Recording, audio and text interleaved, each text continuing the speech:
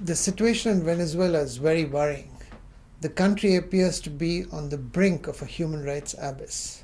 Now, many of us were pleased to see that at the turn of the century, Venezuela began to take steps to address the rights of the most marginalized, who had been discriminated against for a long, long while. Now, unfortunately, the government seems to have lost this historic opportunity. Since the beginning of February, people have taken to the streets to protest against the high levels of criminality and insecurity that plague the country and its shortages of essential goods and services. The government must address and deal with these protests, but without violating the human rights of all, regardless of their political convictions. In recent weeks, Amnesty International has documented scores of cases of grave human rights abuses, including killing and wounding, as a result of policing the current demonstrations.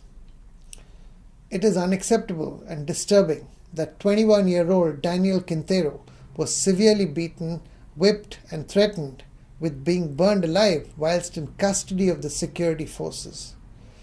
It's equally unacceptable that pro- and anti-government protesters resort to violence, leading to civilians and officials being shot or hurt during provoked incidents at the barricades.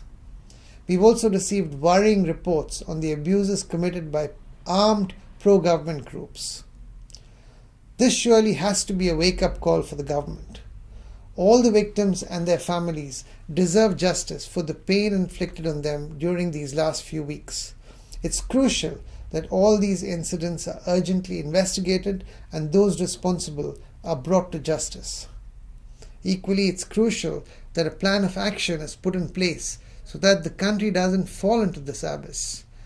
A human rights plan of action must be put in place to ensure that all rights are respected: civil, political, economic, social, and cultural. And we are calling on all leaders to send a clear message to their supporters to exercise their right to freedom of assembly, but peacefully.